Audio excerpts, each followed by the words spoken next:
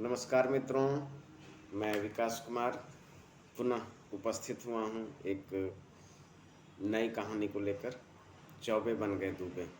यह कहानी समकालीन भारतीय साहित्य के मार्च अप्रैल 2016 अंक में प्रकाशित हुई थी और यह मेरे द्वितीय कहानी संग्रह बड़े घर की दावत में यह कहानी संग्रहित है।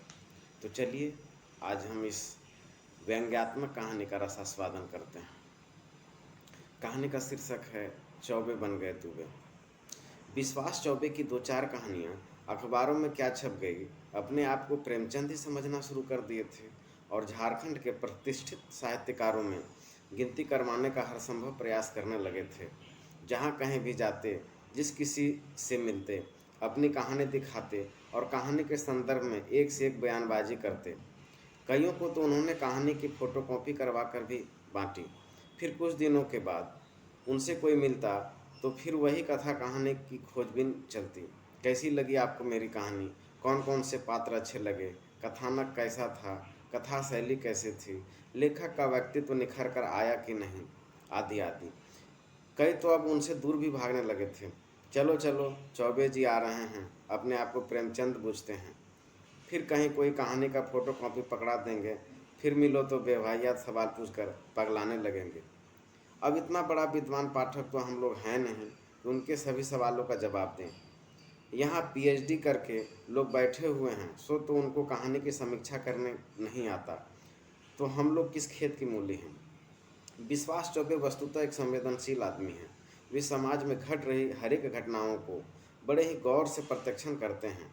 फिर वहाँ से नई नई कहानियाँ ढूंढ लेते हैं और फिर उनको छपने के लिए अखबारों या पत्र पत्रिकाओं में भेज देते हैं।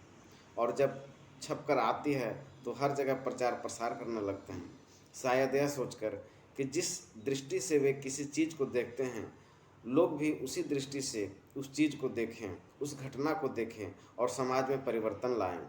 चूँकि साहित्य ही समाज का दर्पण होता है, साथ ही इन सब में उनका एक निजी स्वार्थ भी निहित होता है कि यदि कोई उनकी स्वार्थ भी निहित होता है कि कोई उनकी बड़ाई करे। अरे वाह विश्वास चौबे जी, क्या आपकी दृष्टि है, जहाँ न जाए रवि वहाँ जाए कवि। आप कितना अच्छा लिखते हैं। आप तो भाई प्रेमचंद से कम नहीं हैं। कुछ और मेहनत कीजिएगा तो कथा सम्राट बन ही जाइएगा। कुछ व्यक्ति जो विश्वास चौबे की फितरत भी जान गए थे, वे बढ़ा चढ़ा कर बड़ाई करते थे और चौबे जी मन ही मन गदगद हो जाया करते थे।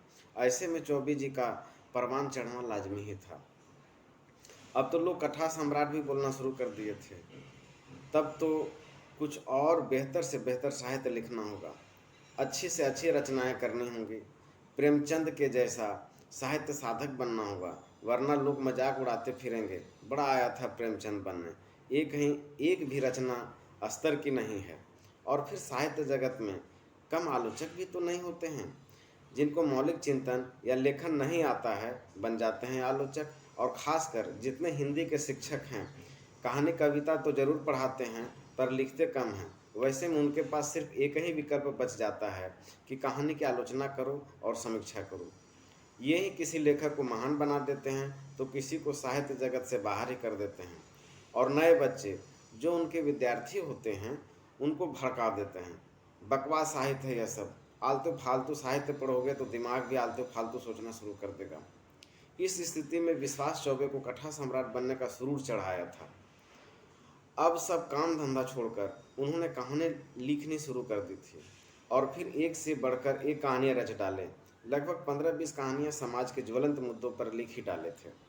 यद्यपि विश्वास चौबे का साहित्य जगत थोड़ा समृद्ध अवश्य हो रहा था, लेकिन इधर पारिवारिक माहौल थोड़ा गड़बड़ा रहा था। विश्वास चौबे के इस तरह साहित्य प्रेम की परवानगी से परिवार के सभी सदस्य खफा हो रहे थे। पत्नी जब भी उनको लिखते पढ़ते देखती, सर पीट ही लेती। आदमी पढ़ लिख कर एसपीडीसी बनता है, मास्टर बनता है और आपको साहित्यकार बनने की सूझी है। अगल बगल में आपके बाद जो पढ़ना लिखना शुरू किए थे, आज क्या क्या नहीं कर रहे हैं। बड़ा महल जैसा मकान बना लिए हैं, बच्चों को हजारीबाग, रांची, पटना और दिल्ली भेज रहे हैं पढ़ने के लिए। इतना इनकम है कि दो दो गाड़ियां द्वार पर खड़ा किए रहते हैं। एक आप हैं पता नहीं क्या उलूल जुलूल लिखते रहते हैं। 4 जगह से वापस लौटने के बाद बड़ी ही मुश्किल से कहीं छपती भी है तो पारिश्रमिक के नाम पर 500-600 रुपये से ज़्यादा नहीं मिलता। अरे इससे कहीं परिवार भी चलेगा? आपकी कहानियों को ही पढ़कर हम लोग पेट भर लें क्या? कहानी लिखते लिखते खुद ही कहानी बन गए, यह नहीं दिखता क्या? बड़ा चले हैं प्रेमचंद बनने। और आपको यही शौक था तो काहे हमको ब्याह कर लाए थे, रहते ऐसे ही गुंडा बंडा। चौबे जी को कभी कभी लगता था कि उन्हें ही प्रेमचंद की तरह पहली पत्नी का त्याग करना पड़ेगा और किसी विधवा से शादी करनी होगी, तभी वे प्रेमचंद बन पाएंगे, वरना इस कर्कशा औरत के साथ प्रेमचंद बनने से रहे। दरअसल इस तरह की खुराफाती सोच के पीछे बहुत कुछ कारण था। एक तो हर रोज़ खाना देने वक्त खिच खिच करती थी, परसन में ढेर सारे उलाहने। कभी कभी विश्वास चौबे खिसिया कर कह भी देते थे, हम तुम्हारे बाप के पास नहीं गए थे तुम्हारा हाथ मांगने, वही आए थे हमारे पास कि मेरी बेटी बड़ी गुणवान है, आपके साहित्य साधना में मदद करेगी, शादी कर लीजिए, समझी। और तुमको रोज राजे महाराजे के घर में विवाह करना था तो उसी समय मना कर देती, तुम नहीं मिलती तो क्या हम मर जाते? हमको क्या पता था कि यहाँ खाना भी मिलना मुहाल है, पहले से पता होता तो सच में मना कर देती। फिर वह अपने बाप को भी कोसने लगती, बेटी इतना इतना बड़ा बोझ ही थी तो पाल पोस कर इस निकट्ठू आदमी से विवाह करने की क्या ज़रूरत थी, जन्म लेते ही नमक चटाकर मार देते। और फिर न जाने क्या क्या बड़बड़ाने लगती। कभी कभी तो पिताजी भी विश्वास चौबे से तंग होकर बोल देते, कहे थे कमीना को कि साइंस लेकर पढ़ो, कुछ नहीं कर पाएगा तो कम से कम घर में बैठे बैठे कुछ बच्चों को ट्यूशन ही पढ़ाएगा, कुछ आमदनी तो हो ही जाएगी। मगर हमारा एक नहीं सुना था, हिंदी लेकर पढ़ रहे हैं जनाब, अब हिंदी की कोई पूछे भी, कोई ट्यूशन पढ़ने आएगा हिंदी का? इधर तो पता नहीं कहाँ से कहानी लिखने का सुरूर चढ़ गया है। पहले तो साला कुछ करता भी था, अब तो एकदम से घर गुस्सा ही बन गया है। यहाँ कितने बड़े बड़े लेखक झक मार कर जिंदगी जिए हैं, क्या हम नहीं जानते हैं? वैसे ही झक मारते रहेगा जिंदगी भर और हम लोगों को भी मरवाएगा। विश्वास चौबे यह भली भांति समझते थे कि जिंदगी में कुछ बड़ा काम करना है तो इन छोटे छोटे बातों को नज़रअंदाज करके चलना ही होगा, वरना जिंदगी ही नरक बन जाएगी। पत्नी और पिताजी का तो काम ही है बोलना, सो बोलते रहें, कुत्ता भुगते जाए हाथी चलते जाए, फिर धीरे धीरे अपने ही बोलना बंद कर देंगे। इनको क्या पता साहित्य साधना से कितनी इज्जत और शोहरत मिलती है, किताब छपेगी, प्रसिद्धि मिलेगी, फिर रॉयल्टी आना तो अपने आप शुरू हो जाएगा और फिर जिंदगी अपने आप सुखमय बन जाएगी। हजारीबाग में एक बड़े ही लेखक हुआ करते थे, ज्ञानेश शर्मा जी, जो फिल्मों के लिए कहानियाँ लिखते थे। काफ़ी किताबें मार्केट में आई थी और सिर्फ कहानी लिख लिख कर ही अपना जीवन संवार रहे थे। विश्वास चौबे उन्हीं से प्रेरणा लेकर साहित्य साधक बन गए थे और एक दिन उनसे भी आगे निकल जाएंगे ऐसा दृढ़ संकल्प लिए हुए थे। ज्ञानेश शर्मा की 2-3 किताबें लेकर विश्वास चौबे ने दिल लगाकर अवलोकन किया कि किताब का प्रारूप कैसा होता है, उसकी साज सज्जा किस प्रकार होती है, किस तरह से उसे आकर्षक बनाया जा सकता है, आदि आदि। और सब तरह से संतुष्ट होकर उन्होंने अपनी कहानी संग्रह को टाइप करने के लिए एक टाइपिस्ट को दे दिया और आनंद फानंद में 3-4 प्रकाशकों को उक्त किताब के प्रकाशनार्थ पत्र भी प्रेषित कर डाले। 1-2 माह बाद बहुत ही मुश्किल से एक पत्र आया, बड़े ही आकर्षक शब्दों में लिखा था, आपका पुस्तक प्रकाशन से संबंधित पत्र मिला, प्रसन्नता हुई, लेकिन अभी हम आपके पुस्तक प्रकाशन की स्थिति में नहीं है, आप अन्यथा नहीं लीजिएगा, सहयोग बनाए रखिएगा, शुभकामनाओं सहित प्रकाशक। विश्वास चौबे को आश्चर्य लग रहा था कि पत्र का क्या जवाब आया है। प्रकाशक को पत्र मिला, उसे प्रसन्नता हुई। अरे काहे की प्रसन्नता भाई, आप तो प्रकाशन की स्थिति में भी ही नहीं हैं, कह भी रहे हैं अन्यथा नहीं लीजिएगा, चित्त भी आपका और पट भी आपका। अरे अन्यथा तब नहीं लेते जब पत्र लिखते कि आप अपनी पांडुलिपि प्रकाशनार्थ शीघ्र भेजिए, तब न जानते। फिर कहते हैं कि सहयोग बनाए रखिएगा। अब किस तरह का सहयोग बनाए रखें, बड़ी विचित्र स्थिति है। इस दुनिया में लेखक ही मूर्ख हैं क्या? अपनी कागज कलम से खून पसीना एक कर किताब लिखें और छपने के लिए सहयोग भी दें।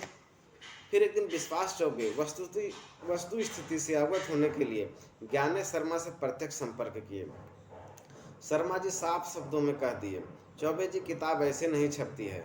किताब छपाने के लिए पहले काफ़ी मेहनत करनी होती है, पहले प्रसिद्धि हासिल करनी होती है। आपको क्या लगता है एक दो कहानी क्या छप गई आप पॉपुलर हो गए? पत्र लिखिएगा तो इसका जवाब ऐसा ही आएगा। पहले एक आध बार प्रत्यक्ष संपर्क बनाने होंगे, जान पहचान करनी होगी, उन्हें प्रभावित करना होगा, कुछ त्याग भी करना होगा, हाथ ढीले करने होंगे, तब कहीं छपेगी किताब। चौबे जी समझ गए अब किताब छपाने के लिए किसी प्रकाशक की पीठ सहलानी होगी, और फिर जान पहचान भी तो घर बैठे नहीं होगा, एक आध बार दिल्ली जाना ही होगा।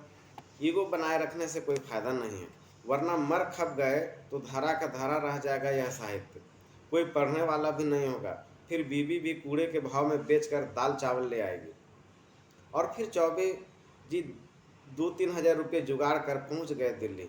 दरियागंज में एक से एक प्रकाशकों की दुकानें लगी हुई हैं। बड़ा आश्चर्य हुआ यह देखकर कि हजारीबाग में जैसे सब्जी मंडी है, वैसे ही दरियागंज में प्रकाशकों की मंडी है। अब किसी प्रकाशक के पास जाएं, अब किस प्रकाशक के पास जाएं, उन्हें समझ में नहीं आ रहा था। फिर उनकी नज़र एक बोर्ड पर पड़ी, लिखा था चतुर्वेदी प्रकाशन। यहाँ साहित्य से संबंधित किताबें प्रकाशित होती हैं। विश्वास चौबे को याद आया कि ज्ञानेश शर्मा की एक दो किताबें इसी प्रकाशन से प्रकाशित हुई हैं। क्षण भर में ही उनके चेहरे पर प्रसन्नता की आभा झलक आई और वे आनंद फानंद से अंदर घुस गए। फिर वही ढाक के 3 पात प्रकाशक ने लाल झंडी दिखा दी, उल्टे ही झाड़ना शुरू कर दिए। आप क्या अपने आप को प्रेमचंद ही समझते हैं कि किताबें छपी नहीं कि ऑर्डर पर ऑर्डर आना शुरू हो जाएगा?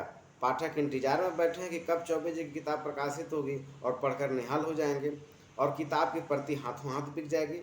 बेस्ट सेलर लेखक का अवार्ड आप ही को मिल जाएगा। चलिए हम आपकी किताब भी प्रकाशित कर देते हैं, पर बताइए कौन खरीदेगा उन्हें?